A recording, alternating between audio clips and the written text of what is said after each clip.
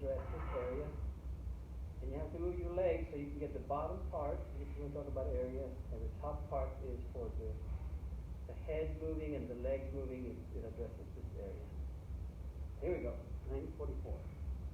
Lay down flat, stretch your legs, grab the mat if you need to, so that you won't walk around, and begin by grabbing your head and then doing this.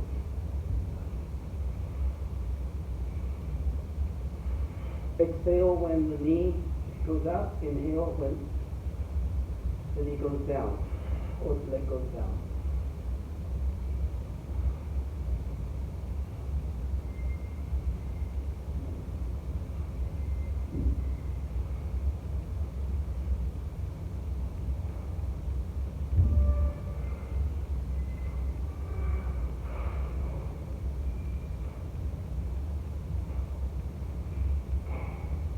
You can modify the crunch by twisting. I wouldn't recommend it right now because you're still a baby there on your back. You're just beginning. But the twist actually gives you more of a workout. It works out the lateral parts of that area. If you just don't land the foot and keep it in the air, that it's also a harder version of this workout, which I'm not kosher with yet, but I will be. I began this one about 2 days ago, so doing this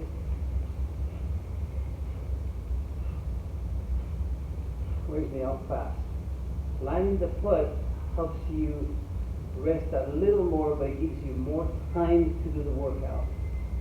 And what you want to do is kind of complete the 10 minutes so that you feel good about yourself and the workout and what you're doing.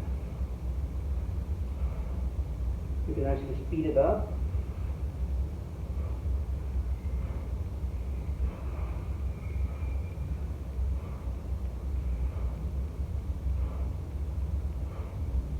I'm going to pause this so that I can do the other, save my battery on the phone. And, okay. Grab your head and then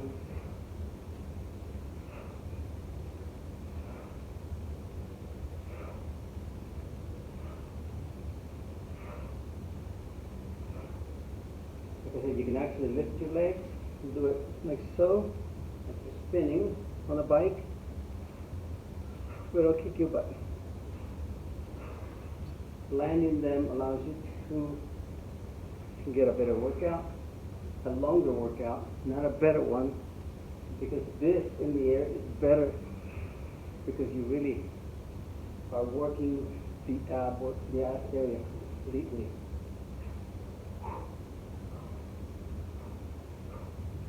The twist also helps, but it makes it harder. For beginners, that's a tough one. I am a beginner. I'm not an expert at this. I never liked doing abs. But I like having good looking abs. So, it's a necessary evil. Okay?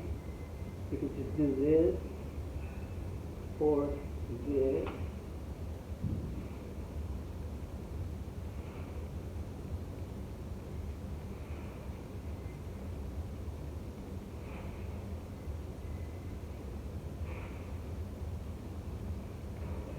There's all kinds of things if you get bored you could do on the floor.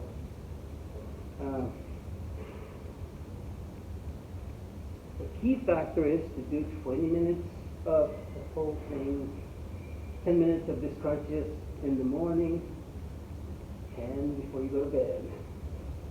No excuses, just do it for yourself. 20 minutes of the whole thing, 10 minutes of this crunches in the morning and before you go to bed. No excuses. Just do it for yourself. From that angle, wow, it will look like the extended legs, prop them up, and I got 4 more minutes to do this, but I want to illustrate this. Like I said, you can extend your legs, do the full windmill, and then keep them tight together. It's hard for me to do that. And you can also rotate it.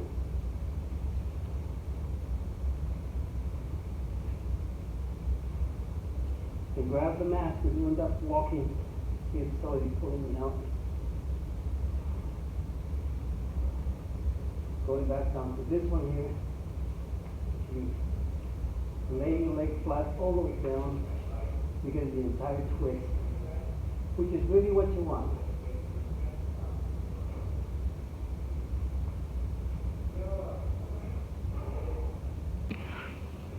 Okay, the second exercise is going to be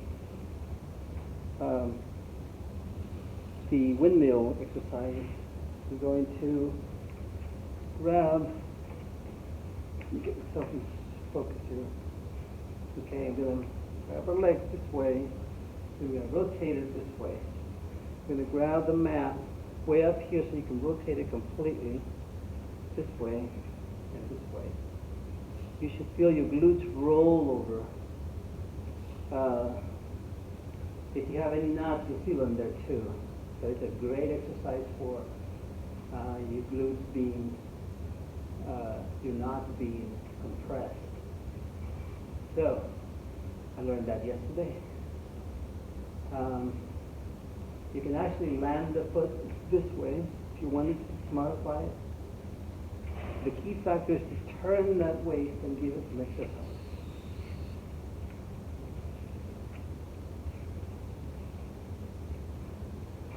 So they call this the windmill. The legs are typically up.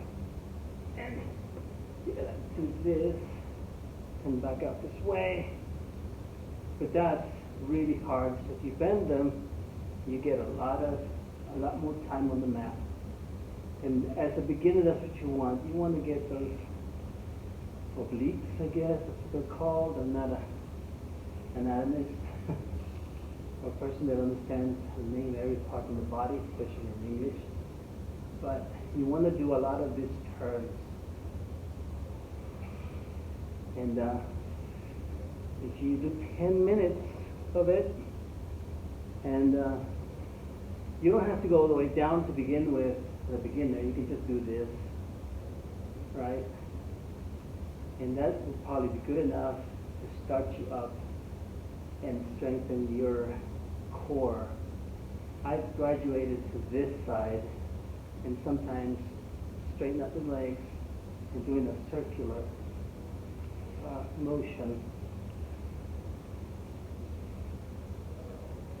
But I can't sustain it for too long because I'm not strong enough yet in my core. And believe it or not, this part is the most important part in your body. And it's the least amount of work we give it to as human beings. We sit down, we walk, we grab stuff, and every now and then we lift something and bend over, you know. But we don't really address this area. And then we wonder why is it that we have a mountainside? Well, that's because we don't do anything with this part of your body. So I finally got tired of biking and swimming and running, and this part was still too thick. It was getting thicker and thicker. My 30s didn't fit anymore. Then I went to 32s, and then they didn't fit anymore after a while. And then I got up to 192 pounds. And basically, it was all here. Back down to 173 as of yesterday. And I hope to run a half marathon on Sunday to speed up the process of wearing down the fat that's in here. my philosophy on fat that's stored in the core is that that's storage energy. And in order for you to wear that down to nothing, you have to burn it. And the only way to burn it is by only drawing from that source, which would mean that you don't eat and work out like a demon, provided that demons do work out. But anyway, I gotta stop this because it's gonna run out of energy on my phone.